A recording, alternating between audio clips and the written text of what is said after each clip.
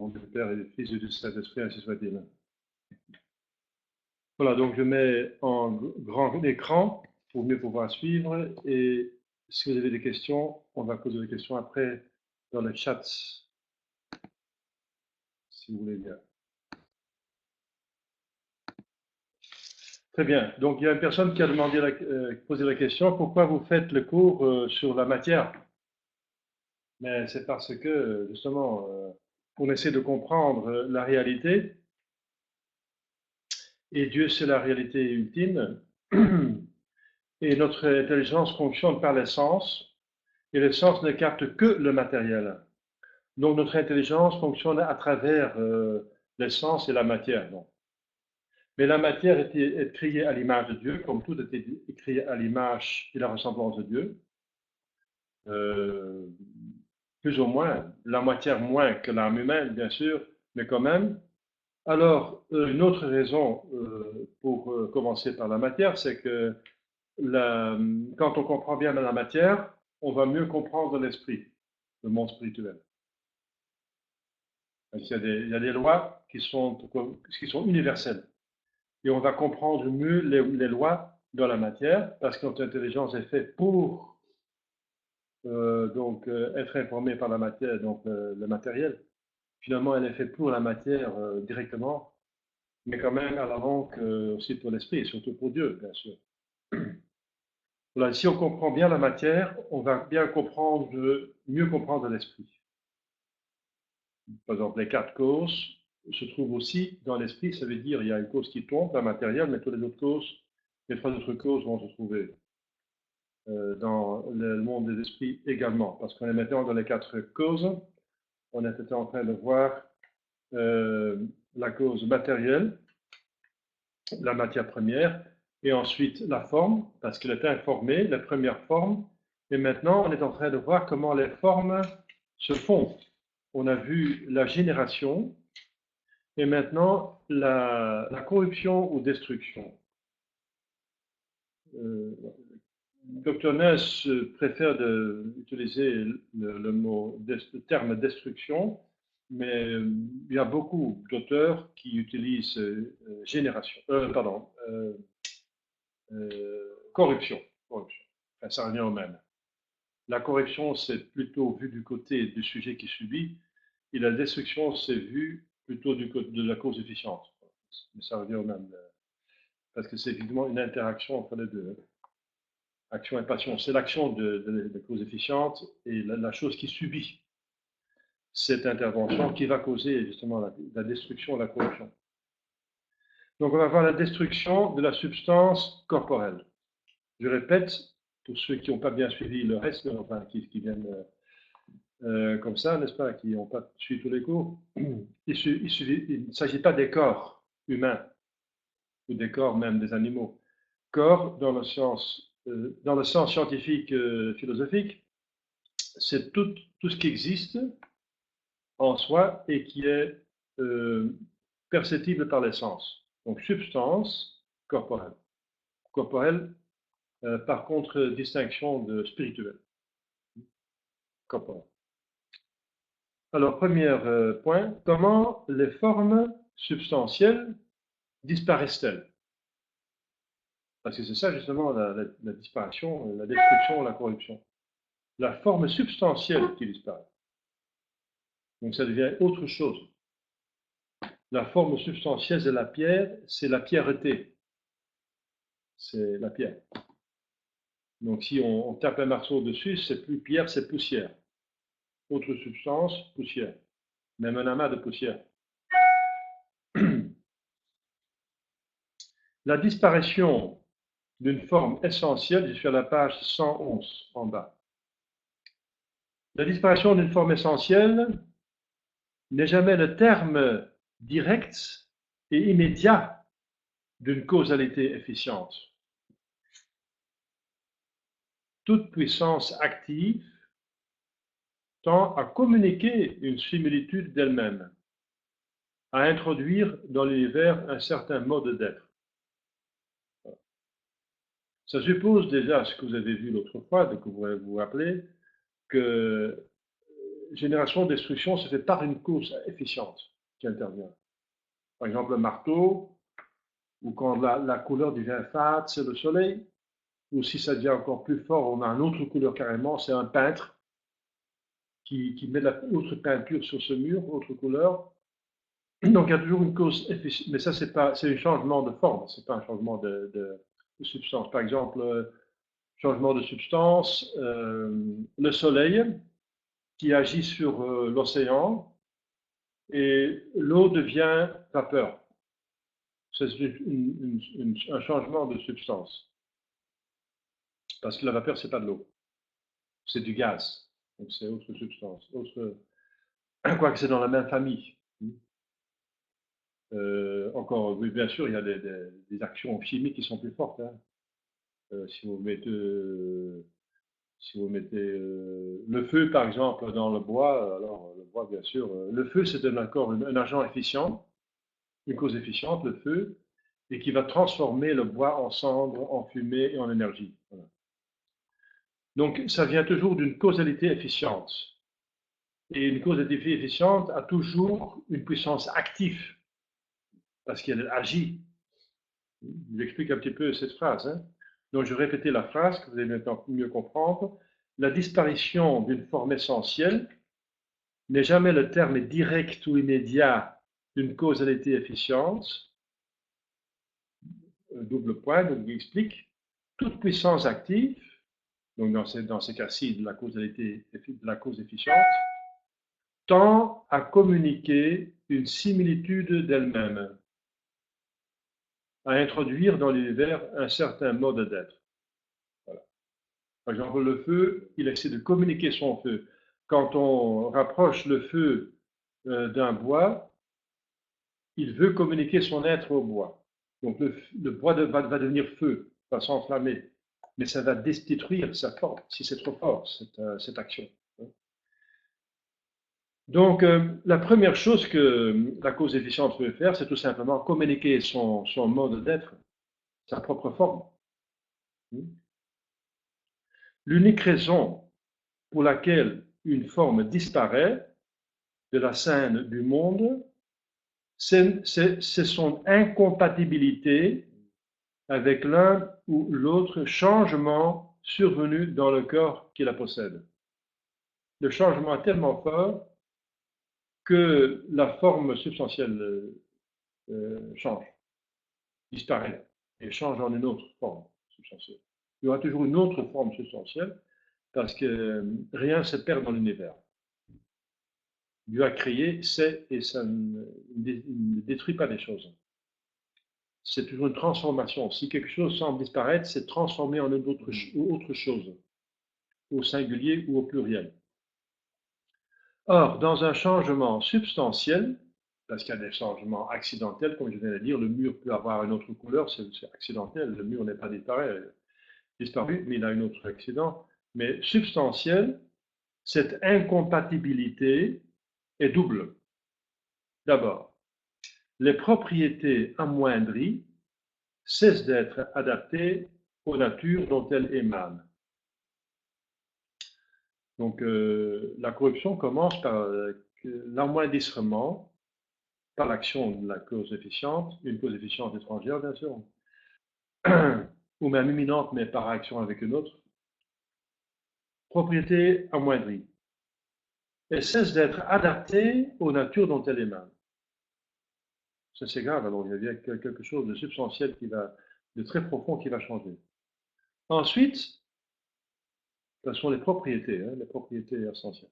Ensuite, la forme nouvelle, but primordial de la réaction, est la rivale de ses devancières. Que deviennent ces formes? Eh bien, elles disparaissent simplement du monde des existences, comme s'évanouissent autour de nous tant de mouvements corporels, tant de modalités accidentelles de la nature. Si vous voyez la différence entre le printemps et l'automne, vous voyez la différence entre l'été et l'hiver, vous voyez tous ces mouvements corporels et modalités accidentelles. La naissance de la forme et la disparition de celle qu'elle supplante sont donc deux phénomènes instantanés et simultanés, parce que la matière première reste subjacente. Elle ne peut pas disparaître non plus.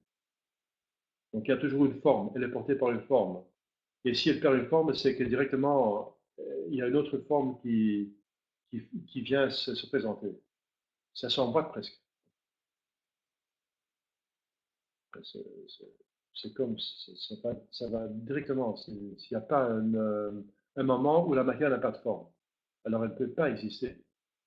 Pas possible.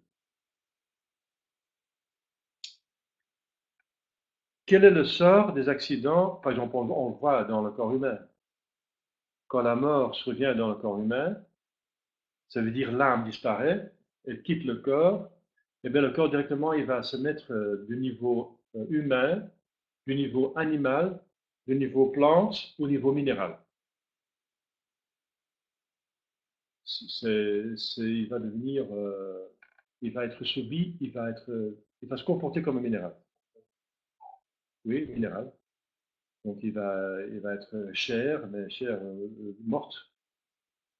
Et ensuite, il va interagir avec son environnement. Si c'est dans la terre, vous savez ce qui va arriver, hein, ça dépend de ce qui est dans la terre.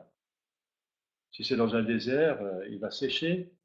Si c'est ici, dans un pays, il va être autre de petites bestioles qui vont s'occuper du corps. Hein. S'il est jeté dans le feu, maintenant, comme dans la crémation, alors il y a il y a le feu qui va s'occuper de ce corps. Il va tout détruire, sauf les ossements qui vont rester, parce qu'ils ne vont pas directement disparaître par le feu. Alors c'est passé par un petit moulin dans la part des crématoires et jeté quelque part dans une urne ou dans une prairie. Voilà, donc deuxième question. Quel est le sort des accidents dans le fait d'une transformation substantielle? Les accidents. Il y a deux sortes des accidents essentiels qui ont une propriété essentielle et les accidents donc, qui ne sont pas essentiels, donc, qui sont tout à fait changeables, même quand la substance subsiste. Le mur peut changer de couleur, mais il y a des accidents essentiels comme les propriétés essentielles. Et ça, si elles disparaissent, la substance disparaît évidemment. La forme substantielle disparaît. Alors, l'opinion de saint Thomas est catégorique en ce point. Il dit dans une de ses œuvres, De pluralitate formarum, avec le commentaire de Cajetan, tous les accidents, dit-il, partagent fatalement les destinées de la forme. Que les accidents. Tous les accidents vont être changés avec la substance. C'est quelque part logique parce que les accidents sont des passagers de la substance qui est comme un bateau qui porte les accidents. Hein. Ce sont des parasites. Elles dépendent de la substance. Si la substance disparaît, les accidents aussi, c'est logique. Alors, il fait la distinction, il parle maintenant des propriétés nécessaires, donc essentielles. Les propriétés nécessaires qui constituent le complément naturel de la substance ne peuvent d'évidence survivre à la destruction du composé. N'est-ce pas dans le fond substantiel qu'elles plongent leurs racines? N'est-ce pas à cette source qu'elles empruntent leurs énergies, leur caractère distinctif et leurs inclinations? Toutes ces propriétés, unies à leur forme par un lien indissoluble, la forme substantielle, disparaissent donc avec elles, tandis que la forme rivale qui le supplante entraîne à sa suite tout un cortège de propriétés nouvelles, qui sont les propriétés essentielles à cette nouvelle substance. C'est comme quand un roi est vaincu par un autre roi, ses ministres vont disparaître aussi, hein. Le nouveau roi, il a ses propres ministres qu'il va mettre en place, normalement, hein. La succession des déterminations essentielles s'accompagne ainsi d'une succession parallèle de perfections accidentelles. La même loi régit les vicissitudes des accidents contingents et passagers. Parce qu'on a parlé des propriétés nécessaires. Eh bien, la même loi régit les accidents contingents. Implantés dans la substance qui est leur sujet indispensable d'inhérence, ces accidents s'y sont individualisés en gardant à son égard une dépendance radicale intrinsèque. La couleur dépend du mur. Si le mur disparaît, la couleur n'est plus là. La couleur ne peut pas exister sans mur. Si l'arbre a une certaine couleur, mais on va changer de substance, on va le brûler, il devient noir, il a la couleur du cendre, des cendres. Avec la forme essentielle, ils perdent leur point d'appui naturel, c'est-à-dire la condition primordiale de leur conservation. D'autre part, on ne peut admettre que la matière première en soit le support immédiat. On ne peut, pardon. Car la forme essentielle confère à la matière sa première actuation. Nulle forme accidentelle ne peut la devancer. La forme essentielle ou substantielle confère la matière à sa première actuation. Donc toutes les autres formes sont sur cette substance, cette forme essentielle de la substance. Donc ils la suivent automatiquement. Donc les accidents ne sont pas dans la matière première, et sont dans la substance, la forme essentielle. Il reste donc à conclure qu'aucun accident ne se retrouve numériquement de même dans l'être nouveau. Numériquement. Donc si la nouvelle substance a par hasard la même couleur, cette couleur, cet accident, c'est quand même numériquement différent. Donc ça veut dire que le support matériel est différent. Même si c'est la même couleur,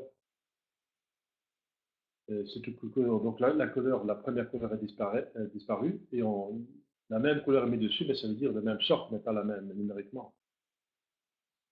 Et si on va même creuser, même formellement, ce ne sera pas la même couleur, parce qu'il y a des petites différences. Si on va creuser vraiment dans la spécification de la couleur, on va quand même trouver encore des petites différences.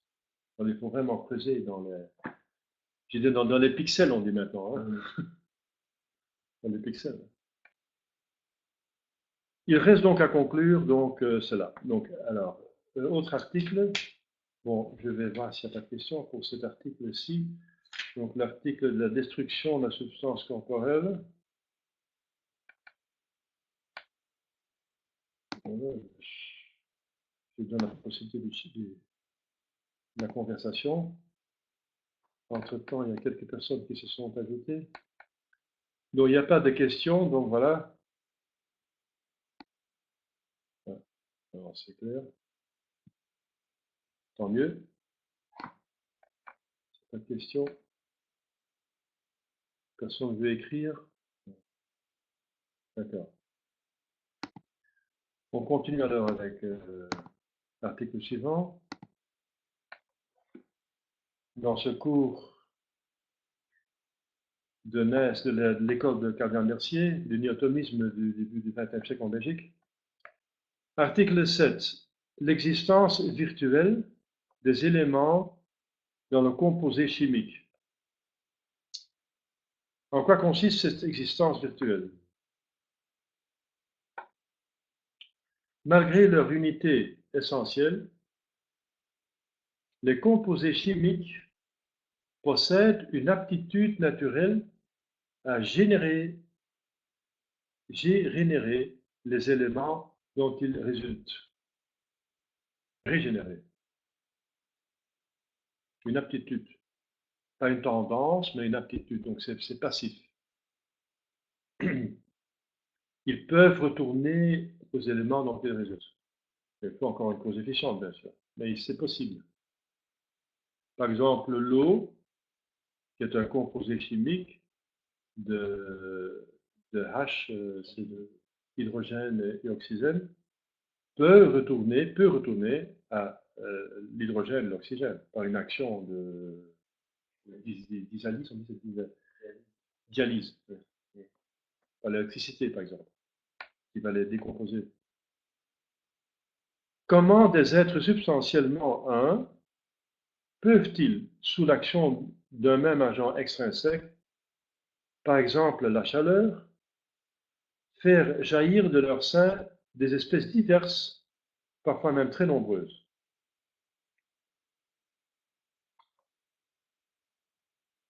Voilà. Par exemple, je donnais l'exemple de l'eau qui, sous l'influence de la chaleur, devient de la vapeur. Oui.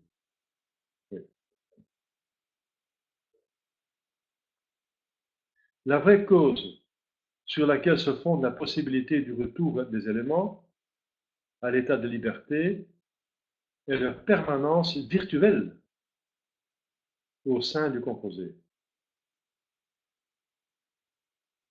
Il y a quelque chose, cette attitude qui reste. Donc. Il y a quelque chose qui survit dans le nouveau composé.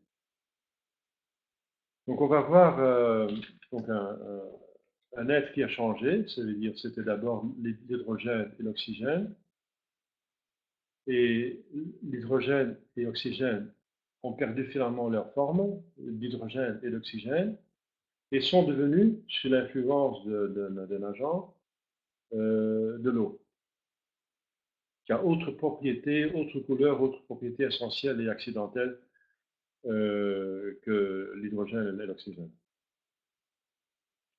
Mais on peut facilement retourner à ces deux éléments. Donc il y a une permanence virtuelle dans ce composé eau. Voilà, c'est ça qu'il veut dire.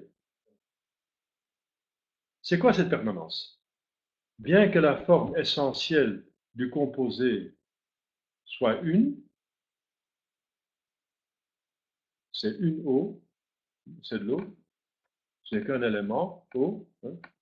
Si grand, si petit la quantité puisse être, il ne s'agit pas de la quantité, mais du composé en tant que tel, eau. Elle est le substitut naturel des formes élémentaires disparues, l'hydrogène et l'oxygène. Et comme telle, elle en contient, dans une certaine mesure, les énergies foncières, si on peut appeler ça énergie au sens général, hein, très, très étendu et très large, dans le sens strict. En second lieu, l'être nouveau, donc l'eau, dans mon exemple, possède les propriétés réelles, mais atténuées de ses composants,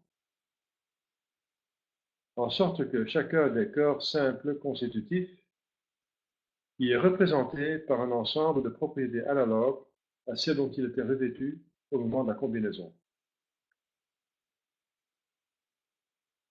Donc il y a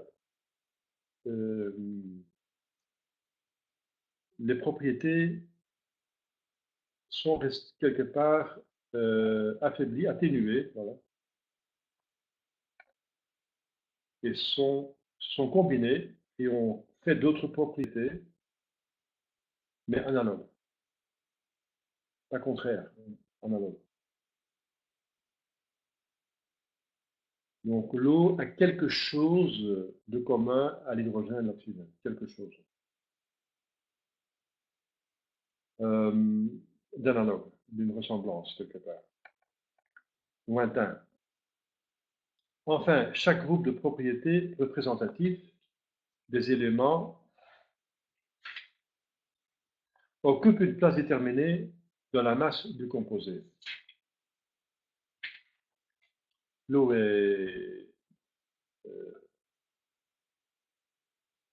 c'est H2O. Donc il y a un ordre déterminé, une place déterminée. Ici, c'est par exemple la relation de 1 à 2 entre les deux éléments qui font l'eau. Donc il faut deux éléments d'hydrogène et un seul élément d'oxygène. Sinon, on n'a pas de l'eau. Donc c'est une place déterminée. Ainsi, la molécule du sel de cuisine, qui est composée de natrium et de chloride, est un corps réellement un. C'est du sel. C'est du sel. Doué d'une seule forme essentielle, la forme de sel. Mais elle contient deux parties à l'intérieur, le natrium et la chloride, dont l'une représente spécialement le chlore et l'autre le sodium. Mais ce n'est pas de chlore. Et ça n'a plus les propriétés du chlore. Sinon, on va être empoisonné quand on mange du sel. Hein, parce que le corps ne supporte pas le chlore. Le chlore, pour nous, c'est du poison. Hein. C'est du poison. Et le natrium, on l'utilise pour faire des bombes atomiques. Donc, c'est pas vraiment digestif. Hein. Donc, vous voyez, donc les propriétés ont été sublimées par des propriétés de sel. Ces parties, donc natrium et chloride, correspondent aux deux quantités de matière fournies aux composés par les générateurs, quand même. Dans chacune d'elles, un ensemble de propriétés atténuées rappelle l'élément dont elles proviennent. Rappelle, quelque part quand même. Dans ce corps chimique, les divers faisceaux de puissance sont harmonisés sous l'empire d'une même forme, celle du sel. Parce qu'ils ont perdu leur caractère saillant, le caractère de chlore et de natrium, ou sodium, et ce degré spécial d'énergie qui nécessite l'échange d'activité entre les masses élémentaires.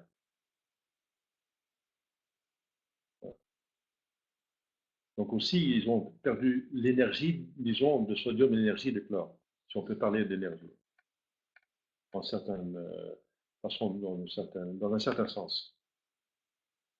Ramené par la réaction à une sorte d'état moyen, c'est-à-dire en moyen entre les deux, on peut dire, c'est à la condition de se maintenir en un équilibre stable. Le sel est stable en soi. Le sel, on peut le garder pendant des siècles. Hein. Ils ont trouvé du sel dans les pyramides, par exemple, et ça me semble. On peut trouver du sel il y a des mines de sel en Pologne. C'est même quelque chose de magnifique. Les mines de sel de Pologne à Wieciska, c'est un petit village tout près de Cracovie. Le sel était très, très, très cher à l'époque. Il y avait des mines de sel. Et les Polonais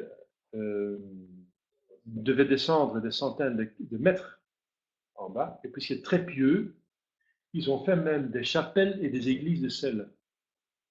Même dortoirs, des petits villages en sel, avec des statues en sel,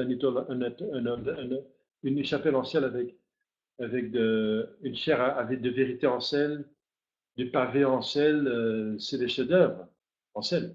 Ça existe toujours, j'étais là. Et ça existe des siècles. Ça remonte, je ne sais pas, quel siècle, le 18e. Donc le sel, par exemple, le sel a quelque chose de sable. Mais si on le met en contact avec l'eau, purement, il disparaît. Hein.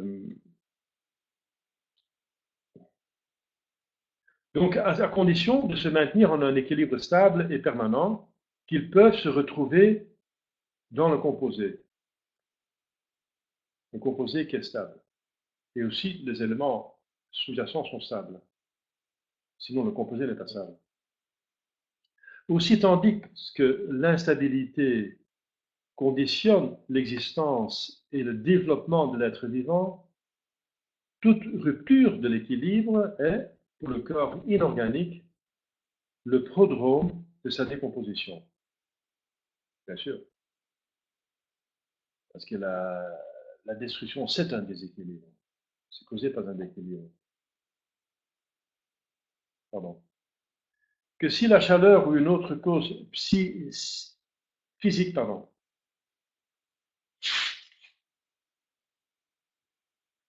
si la chaleur ou une autre cause physique vient stimuler les énergies latentes de pareils composés, d'évidence, ces deux groupes de propriétés subiront chacun une évolution différente et deviendront finalement exigitifs de leurs formes respectives.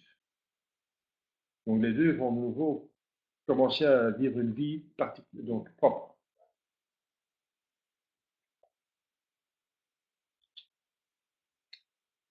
Alors, c'est encore un article que je viens de voir, qui vient de terminer. On va voir s'il y a des questions là-dessus, éventuellement. Je pense qu'il y a des personnes nouvelles. Alors, je vais encore donner le lien de cours, si vous me permettez. C'est vite fait.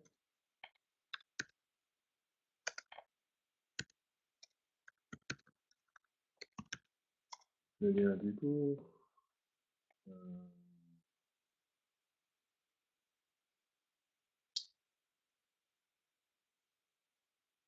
Oui.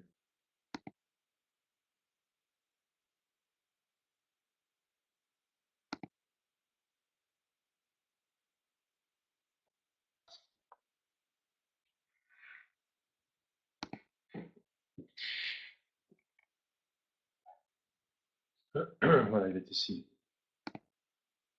Cosmologie.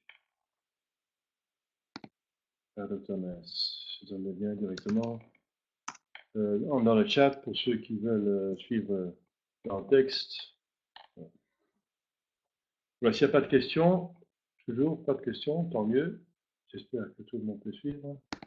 On continue avec l'article suivant. L'article 8, la page 114. L'unité essentielle du composé chimique est-elle une donnée principielle ou une simple question d'application de la théorie scolastique? Alors, il va expliquer. Numéro 80. À en croire plusieurs scolastiques modernes, donc des thomistes modernes, il serait avantageux, à leur présence, d'abandonner la doctrine thomiste sur l'unité des composés chimiques et de regarder conformément au principe de l'atomisme scientifique tous les corps chimiquement composés comme des agrégats de substances élémentaires, des purs agrégats. Cette concession, dit-on, restreint simplement le champ d'application de la théorie générale et ne peut la compromettre. Donc la théorie, l'opinion de saint Thomas demeure, mais plus restreint. Donc pas aux agrégats, aux composés chimiques. L'unité essentielle n'appartiendrait ainsi qu'au corps simple et aux êtres doués de vie. Les corps simples, des minéraux. Par exemple, du cuivre. C'est simple, c'est pas composé. Oui. Il y a plusieurs, la tableau des éléments. Ça, cuivre, le fer, etc. Au surplus, n'est-ce pas le moyen le plus facile et le plus radical de mettre fin à ce conflit perpétuel qui règne depuis tant d'années entre la philosophie et les sciences? Que vous-il pensez de ce nouveau courant d'idées? Je pense qu'il faut donner raison à saint Thomas. Même si on prend l'agrégat de pain, le pain c'est un agrégat, l'élément que même le boulanger a mis dedans. Mais c'est quand même du pain. Hein? C'est quand même du pain, c'est du pain. Tout le monde comprend que c'est du pain, c'est pas un amas de plusieurs choses. C'est pas comme un panier un panier de magasin où on va faire les courses, un panier de courses où il y a plusieurs choses dedans. On voit du pain, voilà. On ne va pas les composer. Je ne vois pas là l'un composer de l'autre, sauf si vraiment c'est fait exprès. On a fait des ajouts, des raisins, etc. Mais c'est autre chose. Que faut-il penser de ce nouveau courant d'idées? Premièrement, le sacrifice de l'unité essentielle des composés n'élude pas les difficultés d'ordre scientifique. La première objection, donc il va dans le sens de l'atomisme, il dit ça n'arrange pas, ça ne résout pas les problèmes. Les difficultés scientifiques actuelles proviennent surtout de la chimie, notamment des formules de structure dont cette science fait un si large usage. Le but de ces formules est de montrer comment les propriétés d'un composé sont fonction du mode de groupement des masses atomiques au sein de la molécule. Les formules, par exemple, je viens de dire de H2O. On dirait un panier où il y a deux H et deux O. J'ai deux pommes et une poire. Voilà. Mais c'est pas si simple que ça. Les divers atomes constitutifs y reçoivent une place déterminée, d'où dépend leur influence sur le reste de la masse moléculaire et ultérieurement sur les corps réagissants. Donc ils acceptent quand même qu'il y a quand même une certaine unité d'action, quand même minimum. La plupart des chimistes attribuent à ces atomes une existence vraiment individuelle. Donc l'oxygène reste finalement l'oxygène et l'hydrogène aussi, de certaine façon. En un mot, ils regardent la molécule comme un petit édifice sui generis. Or, si la permanence actuelle des atomes dans le composé est, comme on le soutient, un postulat indispensable à l'intelligence des formules de structure, si elle conditionne l'explication rationnelle des propriétés chimiques, il faut reléguer dans le domaine des chimères l'unité essentielle de tous les êtres vivants, des végétaux, des animaux et même de l'homme. Parce que même l'homme est composé d'éléments, d'atomes et de molécules. C'est bien vu, hein? En effet, les mêmes phénomènes demandent les mêmes causes. Or, bon nombre de composés analysés dans les laboratoires se retrouvent dans l'être vivant, avec leur caractère distinctif et leur mode de réaction. Nous avons une partie de l'eau, etc. Et si la théorie de la permanence actuelle des atomes est seule à rendre compte des propriétés de ces corps non vivants, le vivant lui-même ne peut être qu'un agrégat d'atomes inchangés.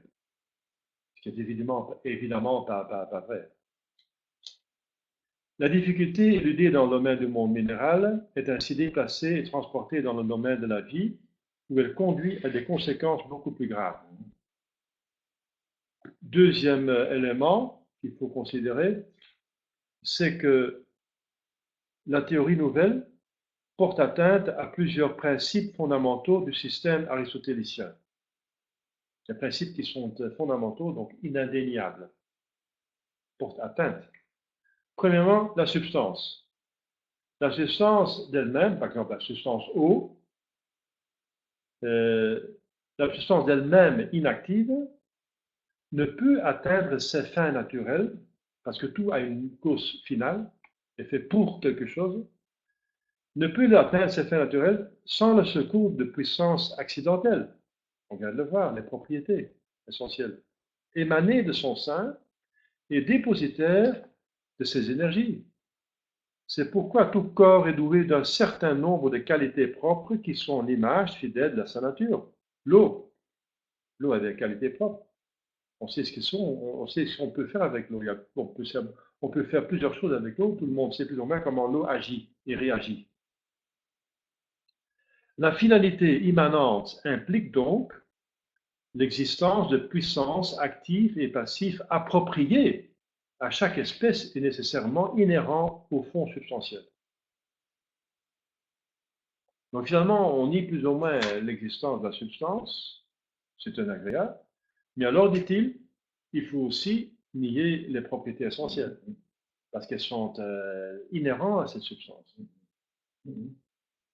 Et ça devient très embêtant, parce qu'on voit que l'eau a des propriétés essentielles, qui ne sont pas dans l'hydrogène et pas dans l'oxygène.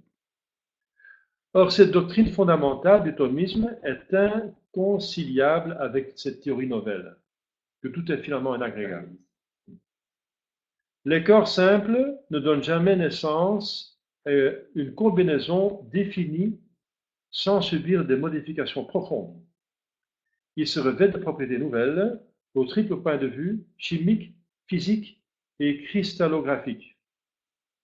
En chimie, on donne même aux composés le nom d'espèces, tant leurs caractères sont distincts et permanents. Ces transformations peuvent se multiplier à l'infini, et à chaque étape de cette évolution, le corps simple reçoit une physionomie nouvelle, c'est-à-dire les traits caractéristiques du composé dont il fait partie. Parce qu'on peut l'hydrogène, on peut le combiner avec oxygène, mais aussi avec avec du carbone, par exemple, du C, oui.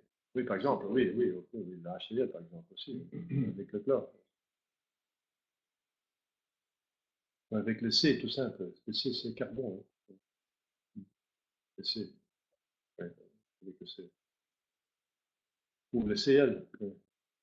À supposer, comme on le dit, que les éléments conservent dans cette multitude innombrable de composés chimiques leur individualité propre, ces éléments jouiraient de l'aptitude étonnante à revêtir toutes les propriétés possibles des corps en conservant intacte leur nature distinctive. Donc ils auraient presque deux substances et deux jeux de propriétés essentielles. Par exemple, dans l'eau, l'hydrogène garde ses propriétés et sa substance à propriété d'hydrogène, des propriétés essentielles, mais en plus, elle reçoit de certaine façon la forme quand même la substance de l'eau et la propriété essentielle de l'eau. C'est un peu bizarre qu'elle a deux couches finalement, quelque part. On devient dans cette hypothèse, que devient dans cette hypothèse la connexion nécessaire intrinsèque entre la nature d'un être et ses propriétés, entre l'eau et ses propriétés essentielles de l'eau, par exemple. Connexion si impérieusement commandée par la finalité. Ah oui, parce que la forme, c'est pour la finalité. La finalité, ça ne tient pas la forme. Ça ne tient pas la forme. Deuxième point qu'il faut considérer dans cette objection, contre cette nouvelle cette manière de regarder la substance, la conception nouvelle ôte toute valeur à l'unique critérium de spécification en usage dans le monde inorganique. Toutes les classifications admises par la chimie, par les savants et les philosophes, reposent sur une même base, les propriétés des êtres. Parce que la substance, on ne la voit pas, la matière première non plus. Qu'est-ce qu'on voit, c'est les propriétés, les accidents. Et surtout, on cherche les propriétés essentielles. Les corps simples, dit-on, constituent, par exemple, un mur, on le voit par la couleur et la forme qu'il a. On ne voit pas la substance de mur. On conclut c'est un mur, il a substance mur parce qu'il a les propriétés de mur.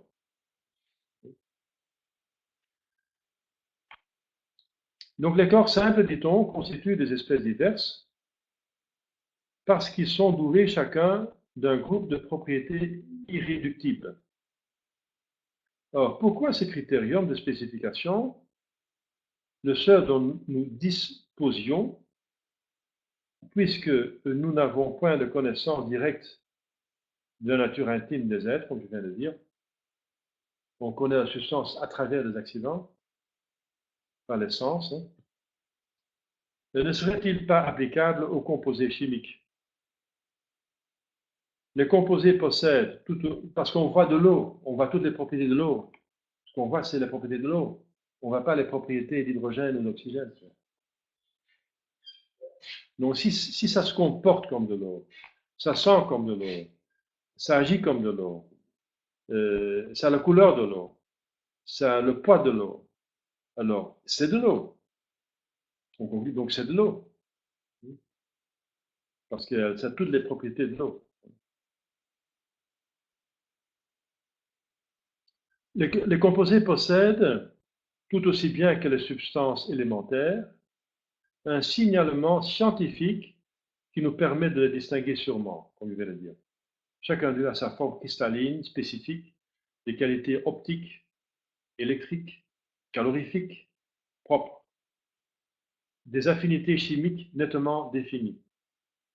Et sous le rapport de la stabilité, ces propriétés ne le cèdent en rien aux propriétés des éléments. Par exemple, si pour voir si quelque chose est de l'or ou du cuivre, on va faire en sorte qu'on va activer les réactions qui ont normalement les propriétés essentielles de l'or ou de cuivre. Comment on voit la différence? C'est parce que l'or agit autrement que le cuivre. Mais c'est dans l'agir. Alors on va conclure, donc c'est de l'or ou c'est du cuivre. Par exemple, un juvélier, un jouvalier, il va faire, il va faire quelque chose, un test, quelque chose,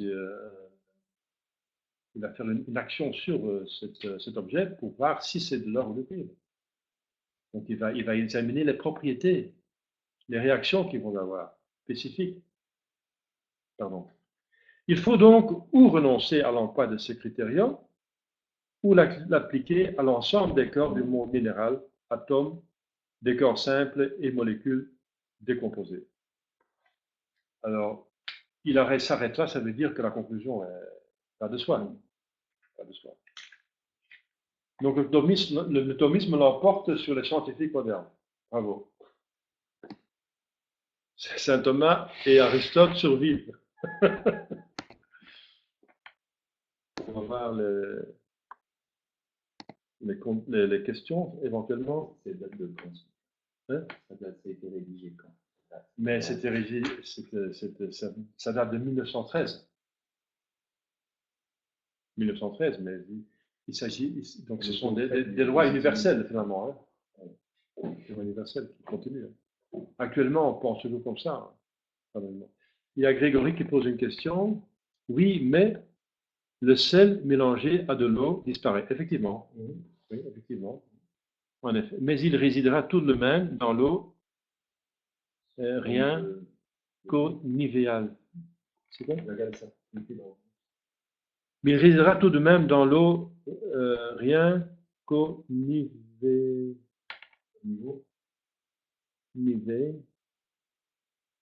au niveau du goût, par exemple. Ah, niveau du goût, ouais. Oui, oui. Et même oui, du goût, oui, exactement. Oui, oui, oui, oui. Donc le sel, quand il est dans l'eau, c'est de l'eau salée. C'est de l'eau salée. Donc, comme il vient de dire, le composé garde quelque chose des composants analogues. Ce qu'il ne garde pas, c'est la forme. Mais quand même, le goût est affaibli, bien sûr, il est affaibli, mais il reste. Donc, c'est un bon exemple. Et si on va enlever de l'eau, par exemple en laissant évaporiser l'eau, on va trouver de nouveau le sel.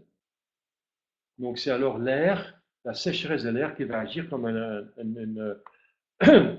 agent effectif, une cause efficiente, pour de nouveau décomposer l'eau salée en eau et sel. Oui, c'est vrai. C'est vrai. Mais qu'est-ce que le sel a perdu de propriétés essentielles? Mais le cristal, c'est plus du cristal, c'est devenu liquide. Le sel est devenu liquide, il a reçu la liquidité de l'eau. L'eau a imposé sa liquidité au sel, mais le sel a imposé son goût à l'eau. Vous voyez, il y a l'interaction entre les deux. C'est un très bel exemple. Oui. Très bel exemple. Oui. Voilà, effectivement. Mais personne ne peut dire que l'eau salée, c'est du sel.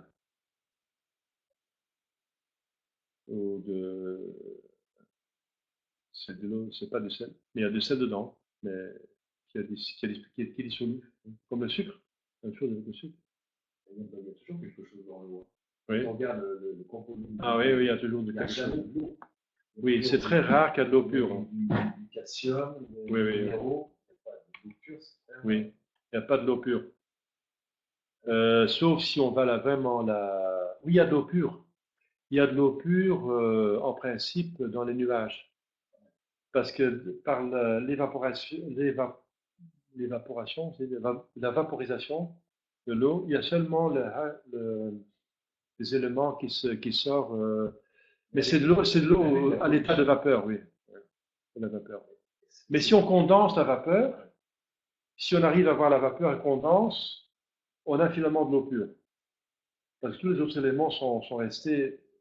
L'action chimique de vaporisation, ça dégage seulement l'hydrogène et l'oxygène.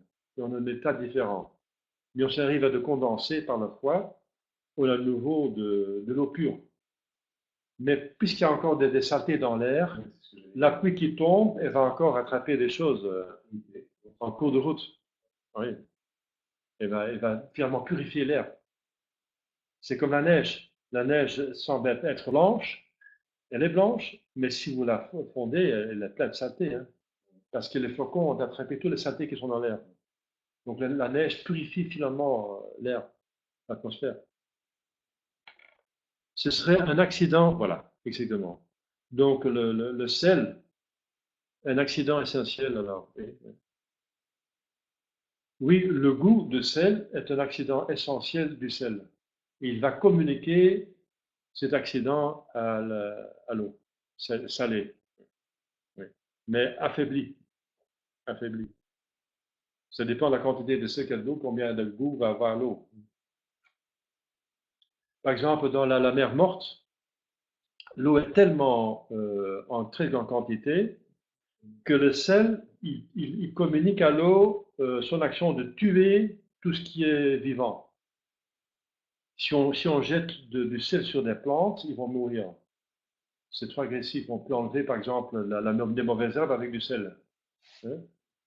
Donc, il va communiquer. Il n'y a pas de vie dans la mer Morte. C'est l'appelle la mer Morte parce qu'il y a trop de sel. Voilà. Donc, c'est un exemple.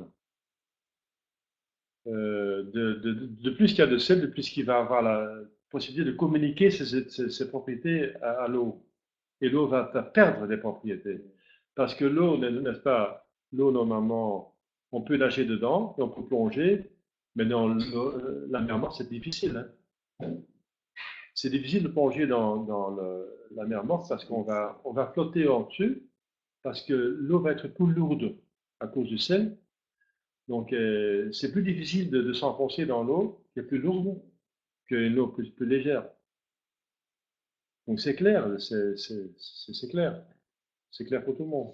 C'est pas difficile. La fois prochaine, on aura un autre chapitre.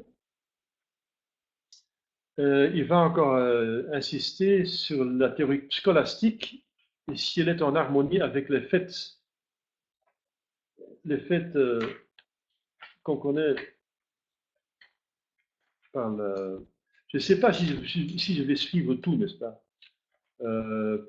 Mais peut-être bien parce qu'alors on passe à la psychologie. Ça va être, oui, ça va être. Attends, combien de chapitres? Parce qu'il y a des chapitres qui sont plus ou moins importants. Oui, pourquoi pas. L'atomisme dynamique, dynamisme écologique. Bon, on va voir. Très bien. Donc, c'est une bonne question, Grégory. Oui, une bonne question. Voilà. Alors, si on a.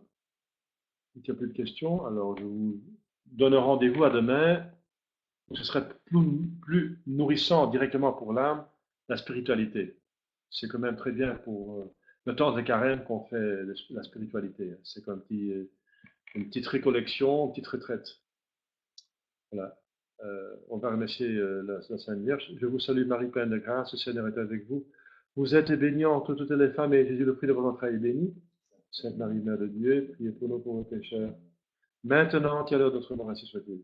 Au nom du Père et du Fils et du Saint-Esprit. À la fois prochaine. Donc, vous pouvez trouver ces cours sur mon site, sculpturex.eu. Au revoir. Bonne soirée.